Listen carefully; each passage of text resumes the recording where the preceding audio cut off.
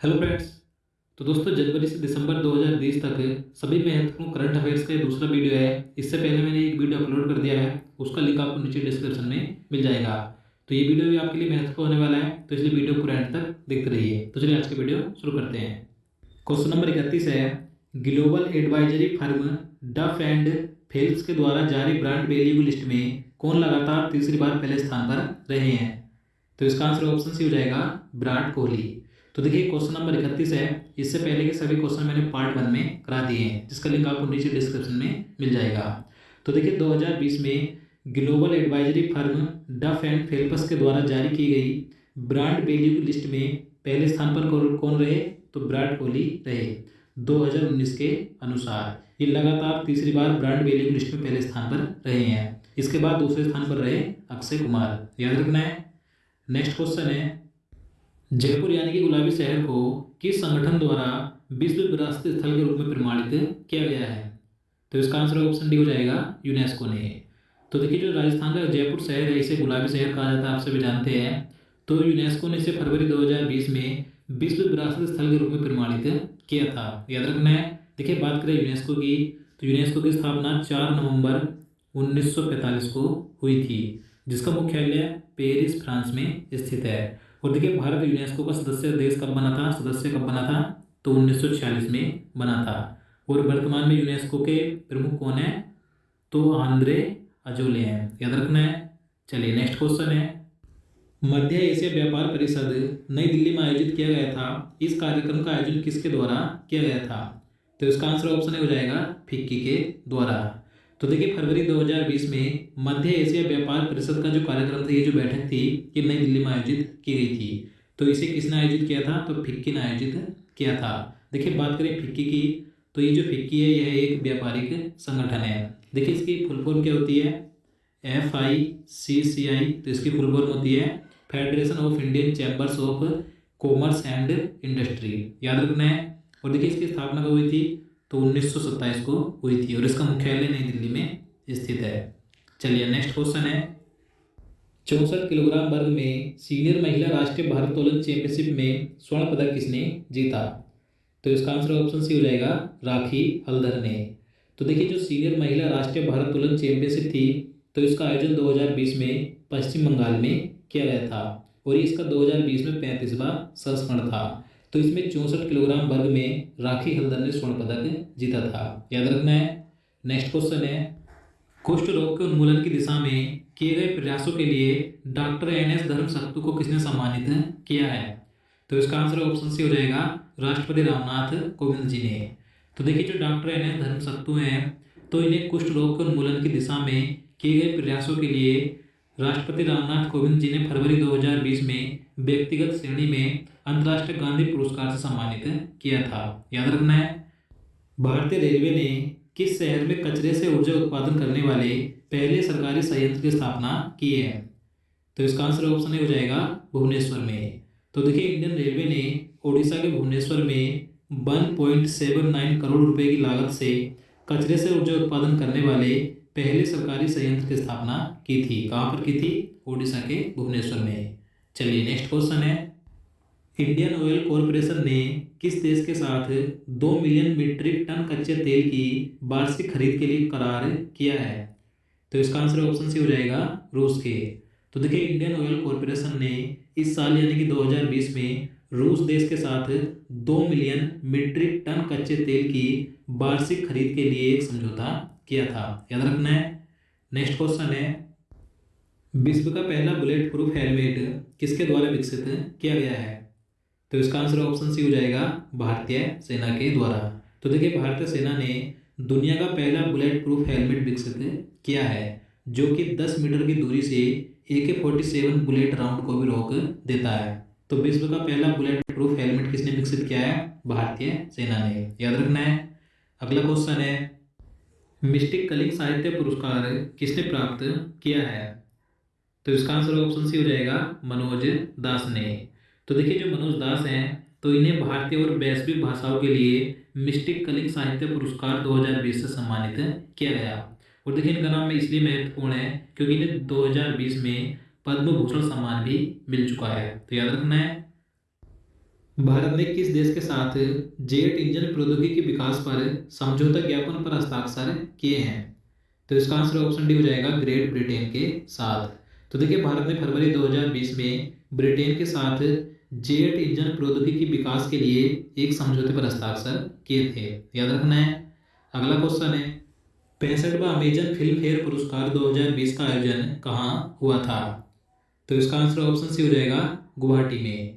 तो देखिए जो 2020 में 65वां फिल्म फेयर पुरस्कार थे तो इनका आयोजन कहाँ पर किया गया था? तो असम के गुवाहाटी में किया गया था। और इसका स्पॉन्सर कौन था? तो अमेजन था, इसलिए अमेजन फिल्म फेयर पुरस्कार है ये।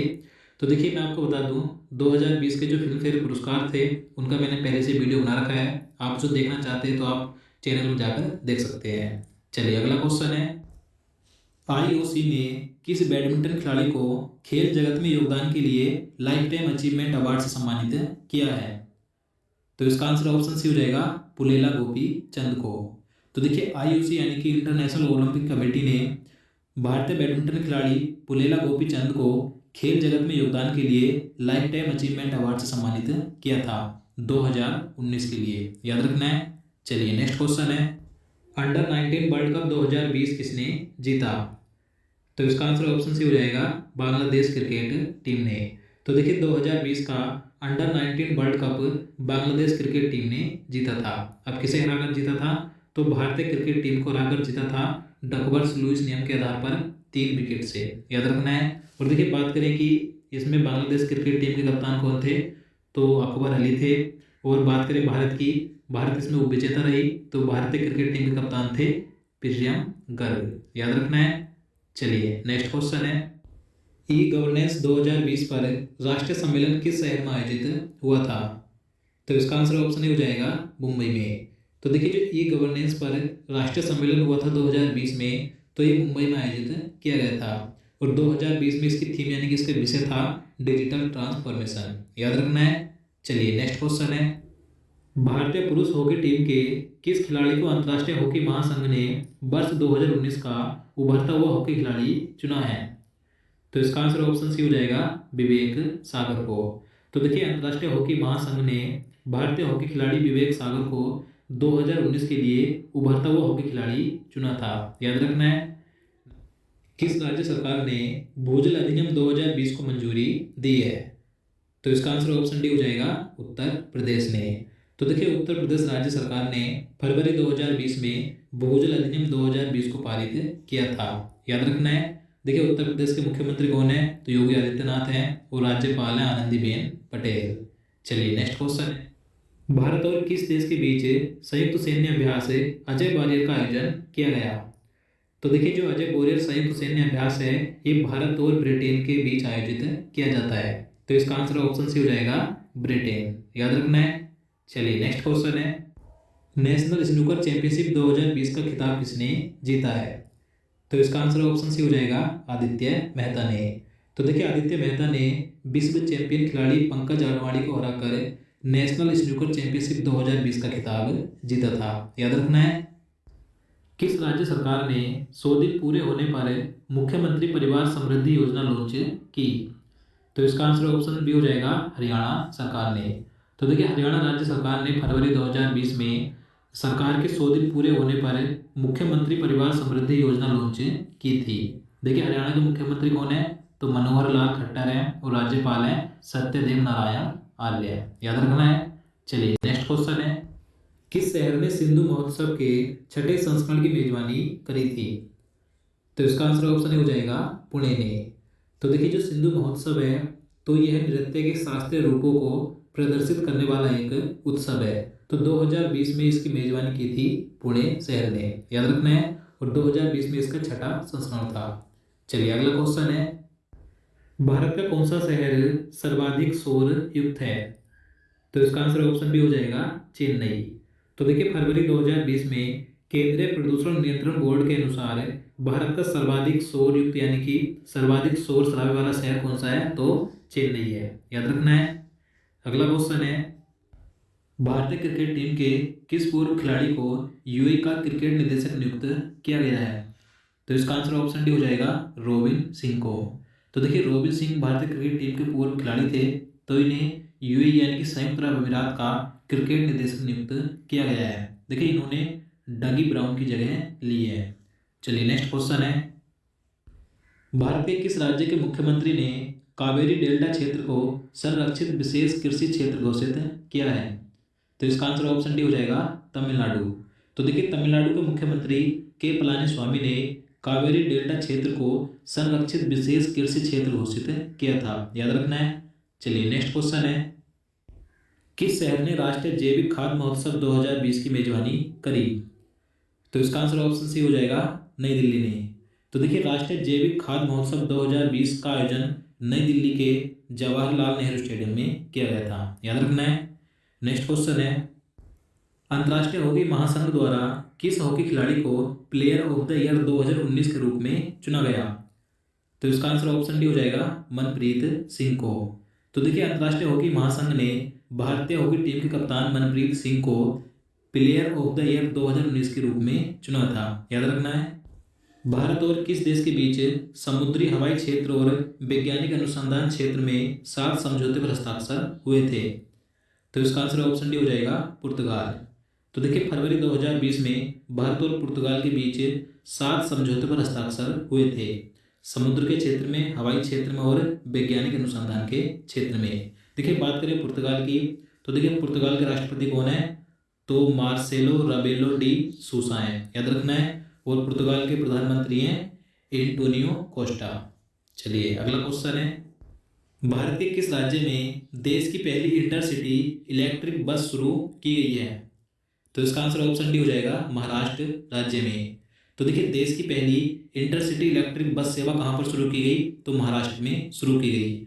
महाराष्ट्र में मुंबई और पुणे के बीच में शुरू की गई, याद रखना है। नेक्स्ट क्वेश्चन है, आंध्र प्रदेश सरकार ने महिलाओं और बच्चों के खिलाफ अपराधों से निपटने हेतु किस पुलिस स्टेशन की स्थापना की? तो इसका आंसर ऑप्शन सी हो जाएगा दिशा पुलिस स्टेशन की। तो देखिए महाराष्ट्र के मुख्यमंत्री जगन मोहन रेड्डी ने राज्य में महिला और बच्चों के खिलाफ अपराधों से निपटने के लिए दिशा पुलिस स्टेशन की स्थापना की थी, याद रखना है। नेक्स्ट क्वेश्चन है, किस देश ने वन्य जीवों की प्रवासी प्रजातियों के संरक्षण पर 13वें कोप यानी कि कॉन्फ्रेंस ऑफ पार्टीज की मेजबानी करी? तो इसका आंसर ऑप्शन बी हो जाएगा भारत ने। तो देखिए जो वन्य जीवों की प्रवासी प्रजातियों के संरक्षण पर 2020 में COP यानी कि कॉन्फ्रेंस ऑफ पार्टीज थी, तो इसकी मेजबानी करी थी भारत में। इसका आयोजन भारत के गुजरात राज्य के गांधीनगर में किया गया था। और देखिए आपको याद रखना है कि भारत को अगले 3 वर्ष के लिए COP का अध्यक्ष नामित किया गया है, तो महत्वपूर्ण है। चलिए अगला क्वेश्चन है, बायो एशिया समिट 2020 कहाँ किया गया था? तो इसका आंसर ऑप्शन सी हो जाएगा चेन्नई में। तो देखिए ये जो बायो एशिया समिट 2020 सम्मेलन था, तो इसका आयोजन चेन्नई में किया गया था। देखिए इस सम्मेलन का उद्देश्य है लाइफ साइंस कंपनियों की क्षमताओं और उनके निवेश की खोज करना था, याद रखना है। तो दोस्तों आज के लिए इतना ही। उम्मीद करता हूँ आपको वीडियो पसंद आया हो। अगर आपको वीडियो अच्छा लगा हो, आपके लिए हेल्पफुल हो, तो प्लीज़ वीडियो को लाइक और शेयर करना, साथ ही चैनल को सब्सक्राइब कर लेना। तो चलिए मिलते हैं नेक्स्ट वीडियो में। जय हिंद, जय भारत।